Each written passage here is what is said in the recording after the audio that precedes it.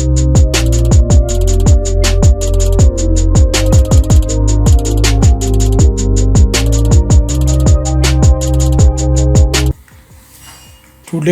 we are going to start a new topic which is quantum mechanics. As you know, quantum mechanics is the most important branch of modern physics. In fact, all other branches like solid state physics or condensed matter physics, nuclear physics, atomic and molecular physics, and etc., are simply the applications of quantum mechanics. Whenever you explain any theories of these branches of modern physics, you always use quantum mechanical idea or quantum theory to explain the facts. So quantum mechanics is the most important branch of physics, particularly to study the modern physics or quantum mechanical phenomena. Quantum mechanics, the formalism of quantum mechanics is based on mathematical aspect. In other words, you can say that to understand the formalism of quantum mechanics, we must have a mathematical background, a sound mathematical aptitude to understand the quantum mechanical theory. So, in my first lecture, I am going to start the mathematical foundation of quantum mechanics. In this topic, we will deal the mathematical machinery needed to study quantum mechanics. Although this chapter is mathematical in scope, no attempt is made to mathematically complete and rigorous. We will just focus on the mathematics which is relevant to the study of quantum mechanics. Although the mathematical aspects which we will deal in this topic are in your syllabus of quantum mechanics almost all the universities of India. So, which is more necessary that will be dealt in a rigorous manner, in elaborated manner, but some mathematics will be needed only to understand the idea of quantum mechanical formalism. As you know, quantum mechanics was formulated into two different ways by Schrödinger and Heisenberg. Schrödinger's wave mechanics, you have read in elementary course of quantum mechanics, and even in lower classes there is some information about Schrödinger's equation. So Schrödinger's wave mechanics, which is one of the most important corners of quantum mechanical idea. This Schrödinger's wave mechanics in fact deals with discontinuous basis. On the other hand, the other formalism of quantum mechanics, which is known as Heisenberg's matrix mechanics, are the representations of general formalism of quantum mechanics in a discrete basis. In this topic, we will examine the mathematics involving the continuous and discrete basis, for which we will use the representation of Kate's, Brage and brackets. Apart from this, we must have an idea of operators. As you know, In quantum mechanics, the measurable quantities are called observables, and all observables are associated with operators. So, knowledge of operator is an indispensable condition to study the formalism of quantum mechanics. You know Schrodinger's wave equation, which is a linear differential equation, is one of the cornerstones of the quantum theory. The formalism of quantum mechanics deals with the operators that are linear and wave functions that belong to an abstract Hilbert space. The mathematical properties and the structure of Hilbert space are essential for a proper understanding of the formalism of quantum mechanics. For this, at first, we must review briefly the properties of Hilbert spaces and those of linear operators. After that, we will consider Dirac's bracket notation.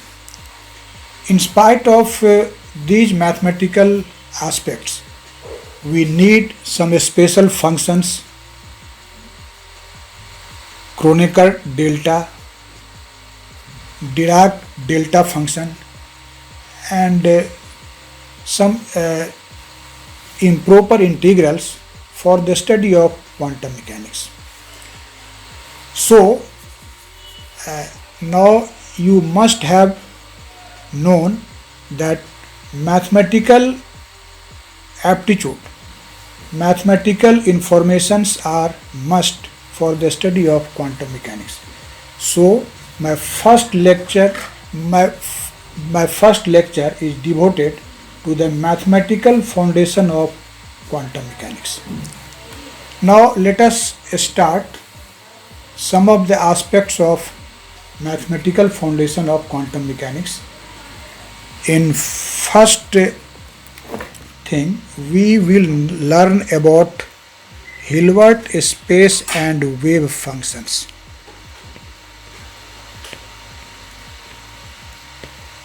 Hilbert space,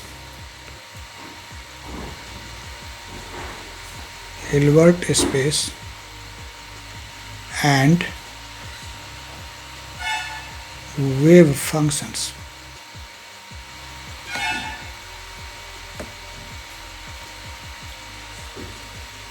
We will not directly start Hilbert space. Before this, first of all, we have some idea about the linear vector space. So, in sequence, we will go to the idea of Hilbert space, and at first of this section, the first idea I am going to deal with is the idea of linear vector space. Linear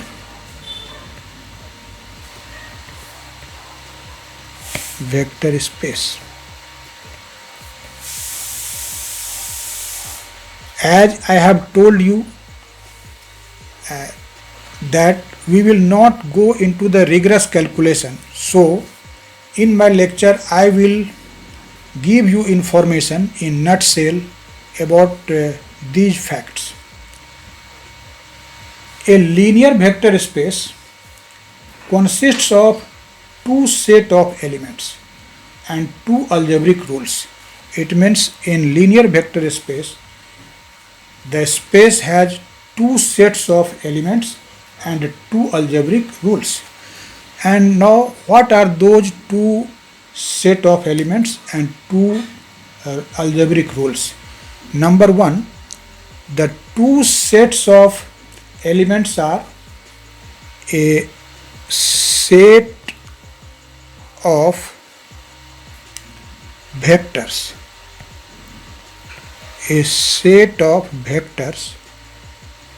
denoted by psi, phi, eta, and so on, etc. and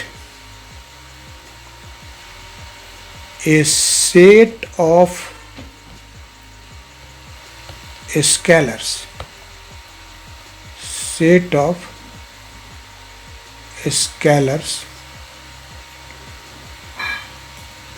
denoted in general by A, B, C, etc.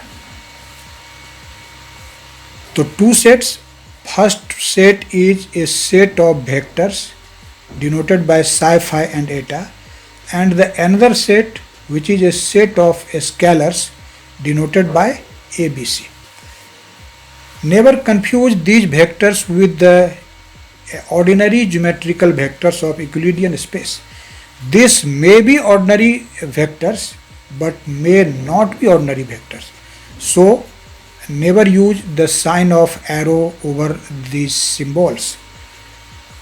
Whenever this will represent the ordinary geometrical vectors, then we will use those symbols. But in general, these are vectors but not only geometrical ordinary vectors of Euclidean space. So the symbols are psi, phi, eta and so on.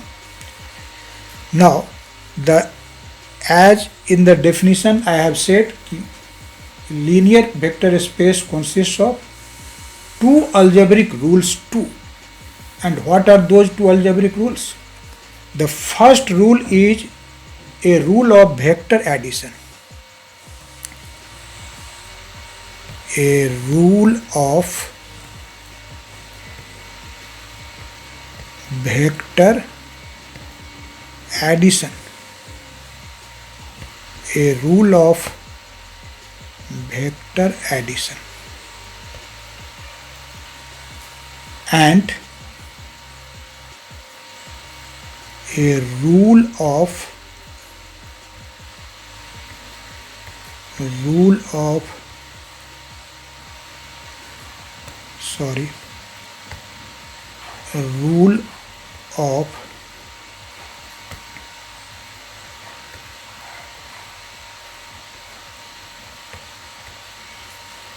scalar multiplication.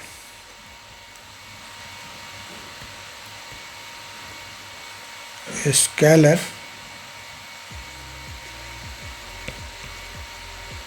multiplication. Rule of scalar multiplication. So in two algebraic rules, the first rule is rule of vector addition and the second rule is rule of scalar multiplication. Here we must note that in a general linear vector space, we never talk about the rule of multiplication of two vectors. Here only multiplication of a vector by a scalar is defined, not the multiplication of a vector by another vector is defined in a linear vector space. Now we will give some idea about these two facts. So first of all, addition rule. Addition rule. Let us elaborate in some detail this addition rule. Addition rule. In fact, addition rule in linear vector space has the properties and the structure of an abelian group. I hope you have studied group theory in mathematical physics and you were aware with abelian group. So addition rule has the properties and also a structure of an abelian group. Now we will summarize.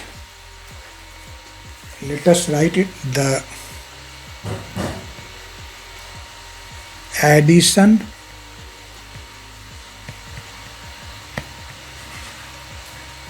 rule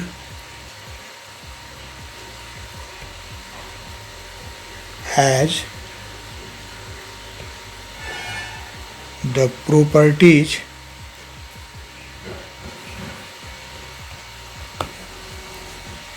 and structure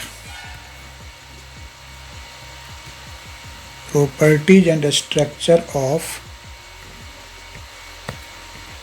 an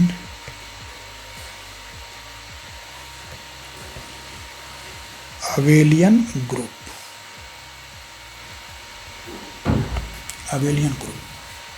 Now we will summarize some of the important properties of addition rule. In nutshell, I am giving a brief information about the properties of addition rule. Number one, let us suppose two vectors psi and phi. Psi and phi are two vectors. You may say it elements of the linear vector space. Its sum is also a vector of the same space. It means if you add the two vectors of two elements of a linear vector space, you get another vector, and that another vector is also the element or a vector of the same space. Let us suppose psi and phi are two vectors of a space, that is linear vector space. Then psi plus phi is also a vector of the same space.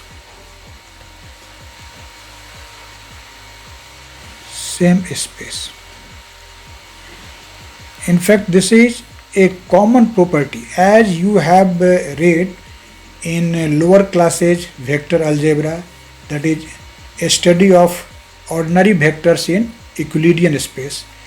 When you add the two vectors, vectors means ordinary vectors A or B, A and B. Let us suppose these two vectors lie in xy plane. You know their resultant R,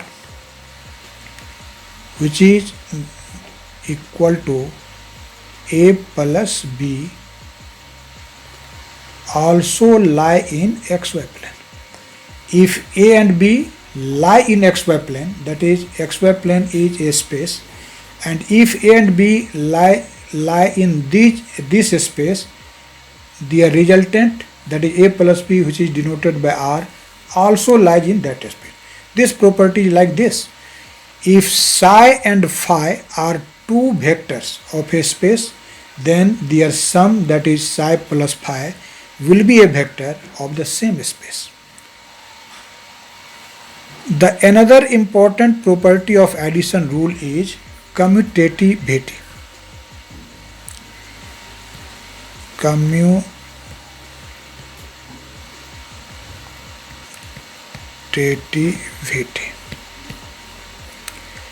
Commutativity is a common property.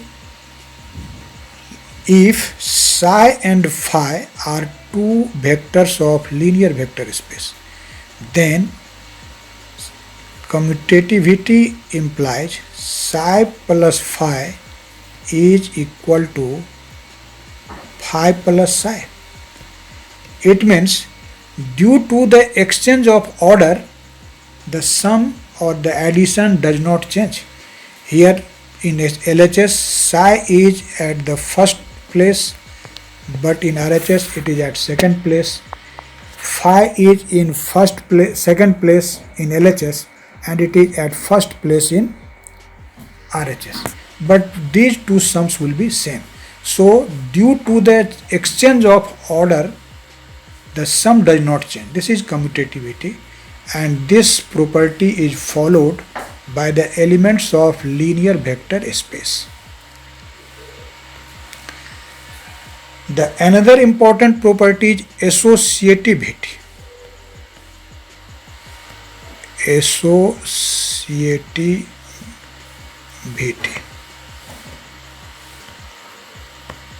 Associativity, you may express this property as psi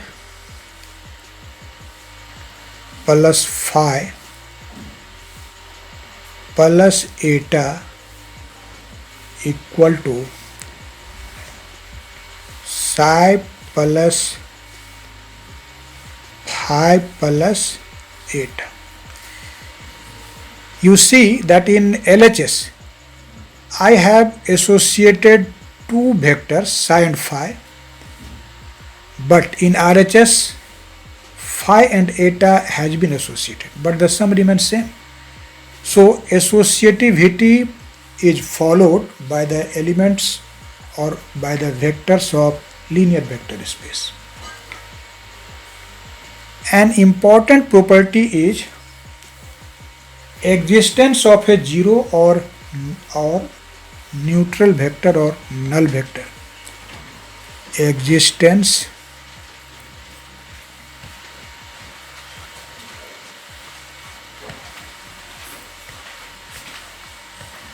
of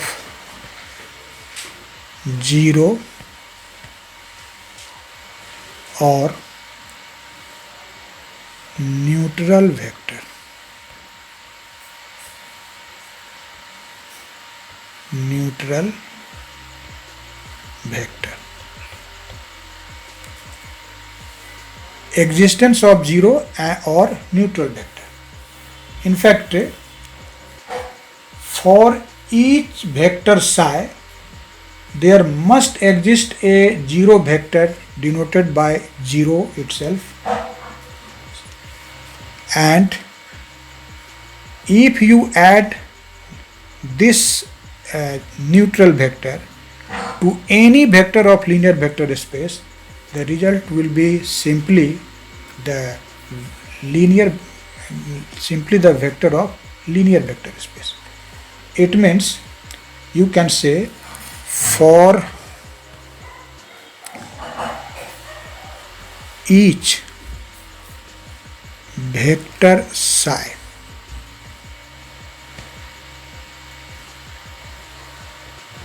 each vector psi must have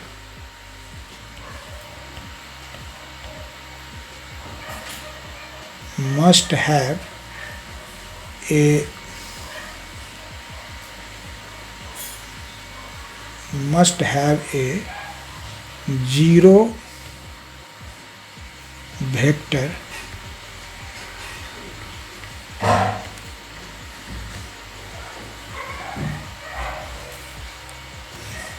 denoted by 0 itself, such that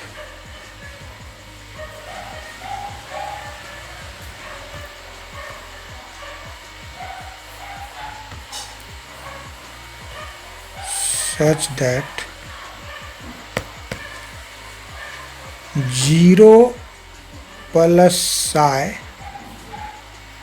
equal to psi plus 0, and that equal to simply psi. So you see that addition of a neutral vector or null vector into another vector remains simply the another vector. A most important property of addition rule is existence of a symmetric or inverse vector. Existence of a symmetric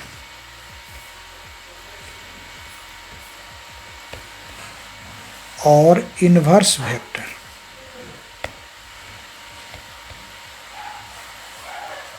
Inverse vector.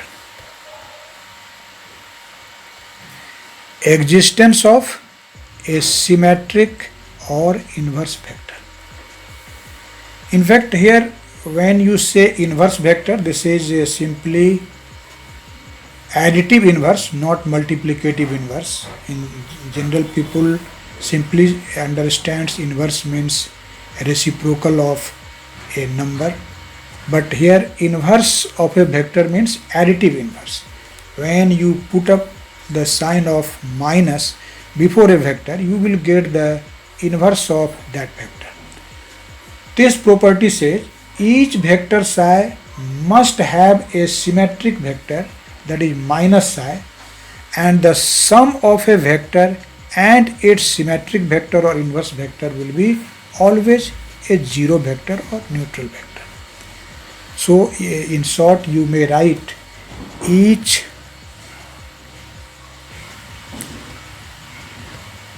vector psi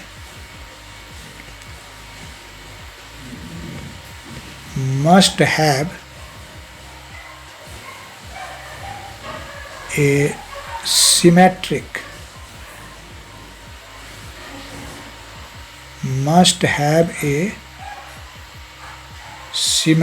vector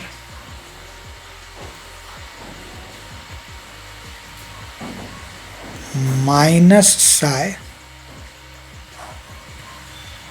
symmetric vector minus psi, such that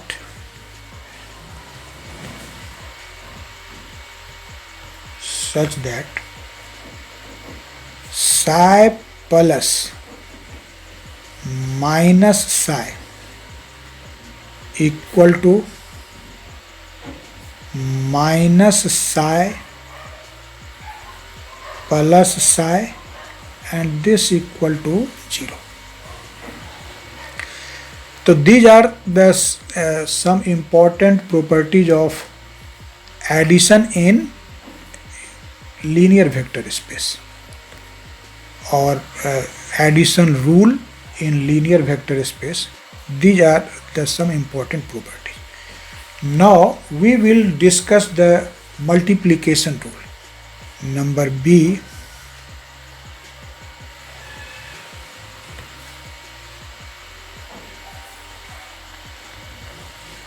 multiplication rule.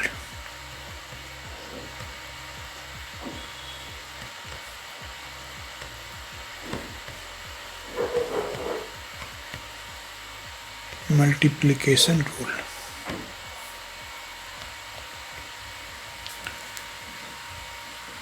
In fact, the multiplication of vectors by scalars, when you say scalars, that scalar may be a real or complex numbers.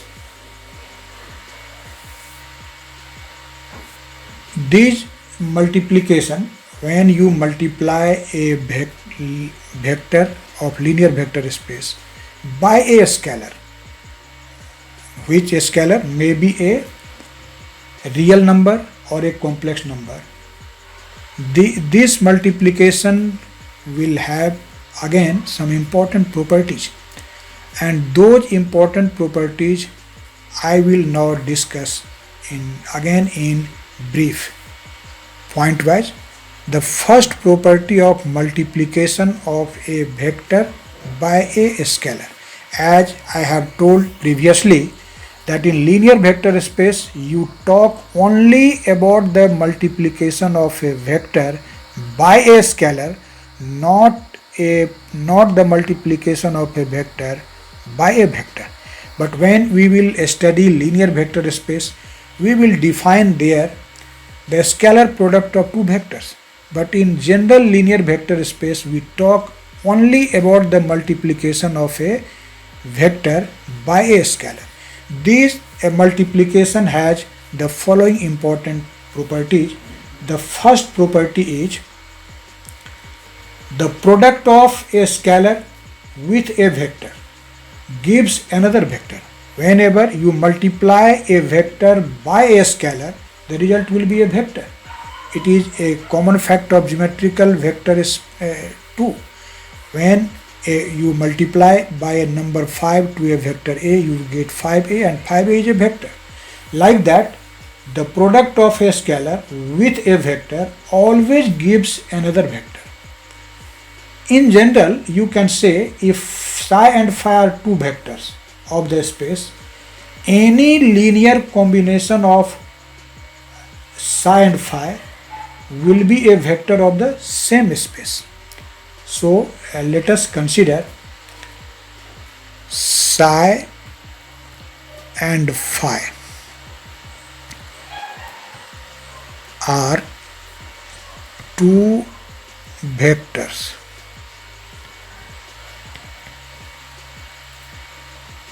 of linear vector space. जब हम LVS, whenever I write LVS, it means linear vector space.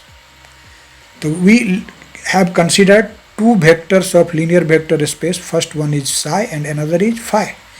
Now we have to combine these two vectors linearly. How we combine the two vectors linearly? We simply multiply psi and phi by appropriate scalars, which may be a real number or a complex number, and add them. That is called linear combination of psi and phi. So linear combination of psi and phi, let us consider a psi plus b phi. This is a linear combination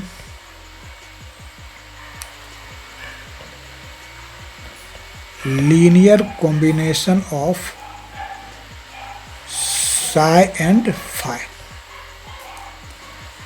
Here a and b, these both are scalars, which may be a real number or a complex number. These may be real numbers or complex numbers. This property say that a psi plus b phi, which represents the linear combination of these two vectors psi and phi, is also a vector of the same space from which psi and phi belong. This is the first property of multiplication rule. Now we will talk about its second important property. The second important property of multiplication rule. This is simply known as distributivity with respect to addition. Distributivity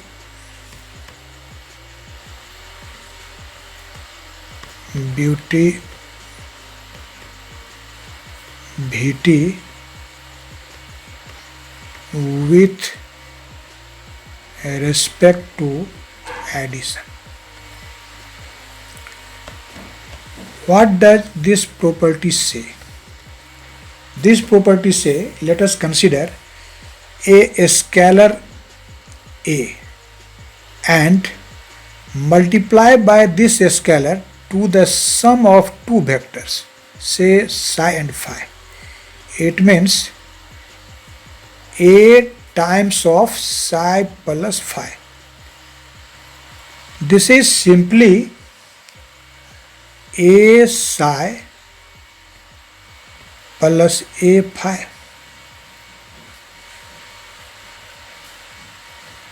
In another example, we consider two scalars, let us say a and b, and take the sum of these two scalars, that is a plus b, and multiply this sum, multiply a vector psi by this sum of the two scalars.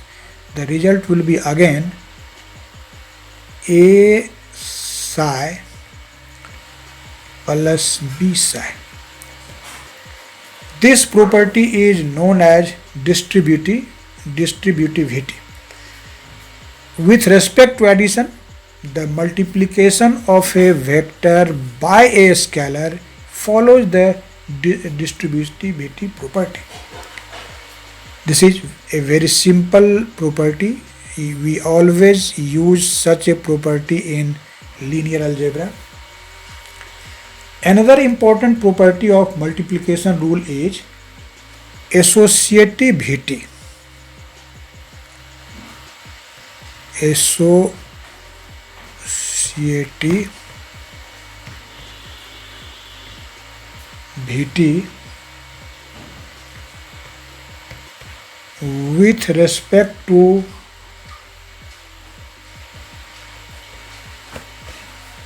multiplication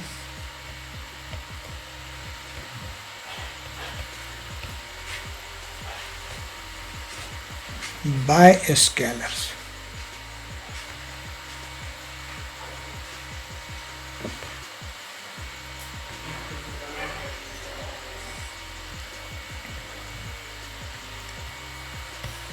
Multiplication by scalars. What does this property say? In fact, this property says that if we consider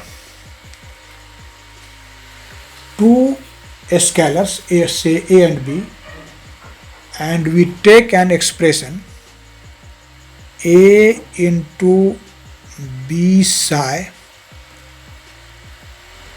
that will be simply equal to ab times psi. This here b is associated with psi in LHS, but in RHS a is associated with b. A is associated with b.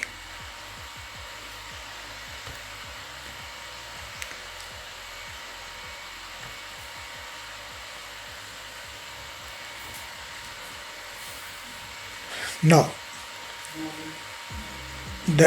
another important property of multiplication rule is for each element psi,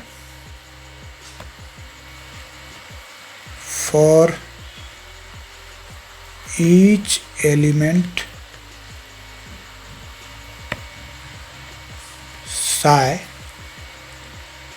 there must be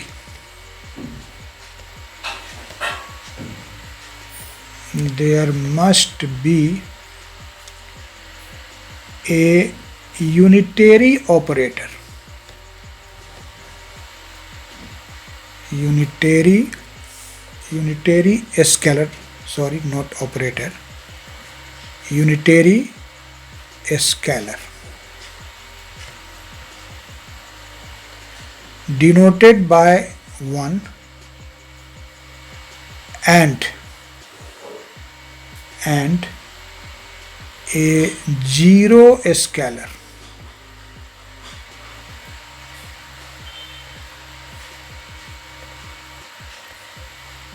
Zero scalar denoted by simply 0, such that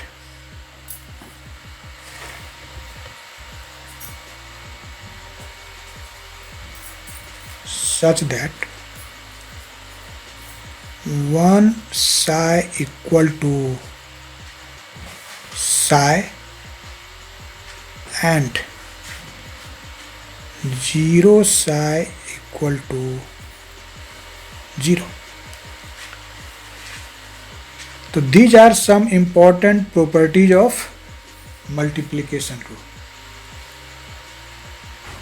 In this lecture, we have understand the important properties of linear vector space, and in my next lecture I will discuss the most important idea to study the quantum mechanics, which is known as Hilbert space, you will see that all the properties of a linear vector space will be included in the Hilbert space, but it is something different, and we will focus on those properties which are of the Hilbert space, not of a general linear vector space.